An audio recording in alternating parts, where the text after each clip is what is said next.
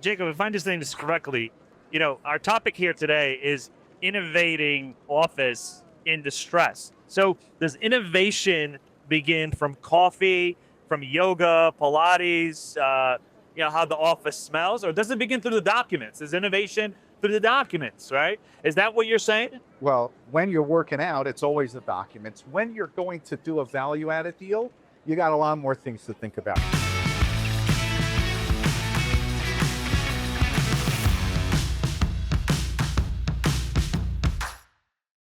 I'm principally a bankruptcy and commercial litigator. We restructure about $5 billion of debt and equity in New York City and across the nation. We've garnered up a little bit of experience to share with all of you today about what office looks like and how to innovate it into times of distress. So that's what the discussion is going to be about today. What's important to understand is that we are in an evolving market.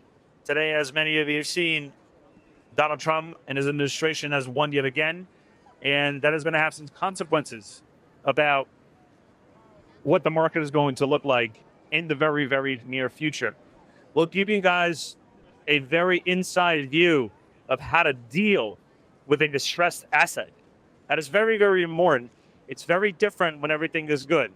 It's very, very different when everything is bad. And we're going to have those discussions today. To the right of me, we have Samantha. She's part of our team. She's our ambassador, works with us. She'll be asking some of the questions we have on our agenda today. And to my left, we have Jacob Fryman, a prolific developer and a partner at Jacobs VC that works in the modification and extension of the very issues that developers deal with today. Principally three: how to modify their loans, how to get short payoffs, and how to deal with very, very difficult lenders.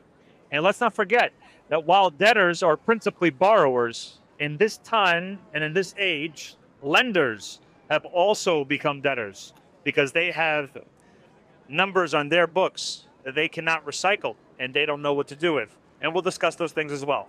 Without further ado, I'm going to take my seat. I'm going to pass it to Samantha, and Samantha's going to ask some of the very questions we're all geared to talk about. Thank you. What are the do's and don'ts in dealing with a distressed loan? If you're an owner or a borrower, and when we talk about distress, we talk about two sides.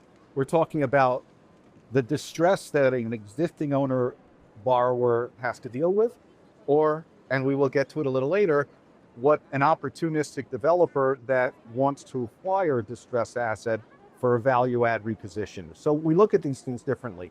But with respect to a distressed borrower owner, the first thing I want to say is don't ever sign a pre-negotiation letter.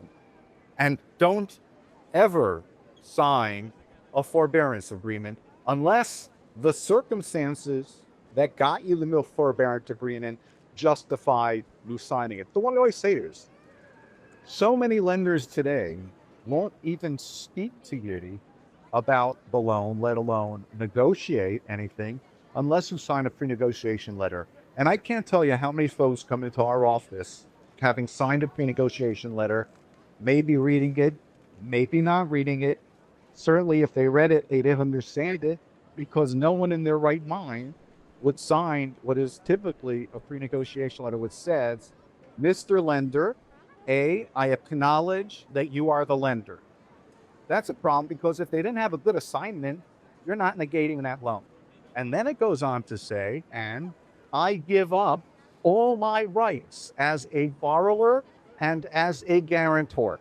And I waive all claims which I may have had from the beginning of time until today. And I agree that I will not sue the bank, its shareholders, its officers, its directors, and anyone else in the world that we need to sue in order to get leverage on a lender. And so don't. If you're in a situation where a lender is asking you to sign a pre-negotiation letter, the first thing you do, pick up the phone. I hope you call us, but if you don't call us, call a very competent lawyer, because you're on a bad track. What's the next thing you shouldn't do? You shouldn't sign a forbearance pre. Same thing.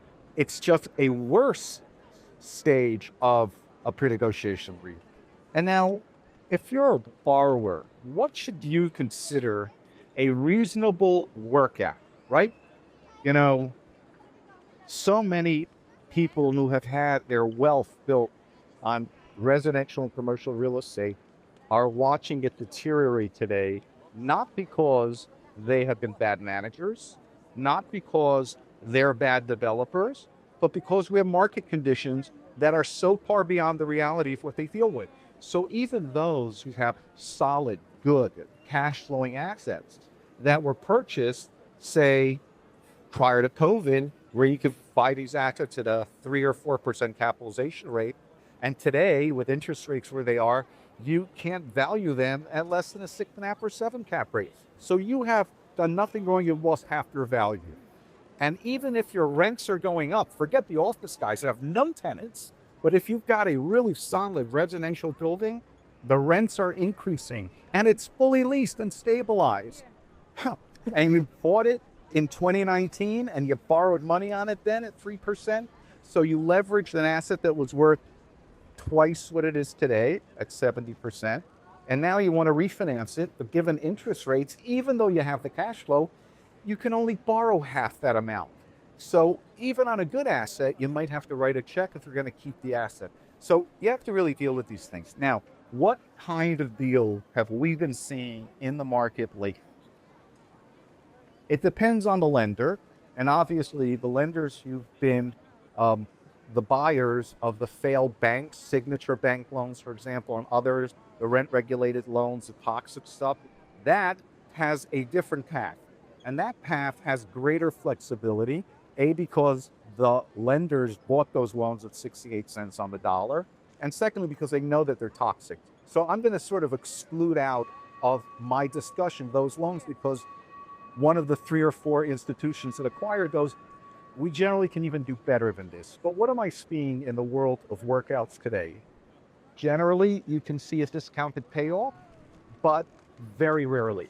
It is the most desirable for a lender and the least likely you're going to get. But if you get a discounted payoff, the way you need to price it is based on existing in-play loan constraints. So whatever market asset, if it's a residential asset, it's what Fannie Freddie does. If it's a commercial or an office asset or a retail asset, it's what the regional banks or the CMBS market is doing. But you have to get the valuation of what is my LTV, what's my debt service coverage, what's a debt yield, and how should I value it on a capitalization rate, and what would my new interest rate be? With those 5 data points, you can calculate the maximum loan availability. And in many cases today, that'll be 60 or less % of your existing principal balance. I have a question. What?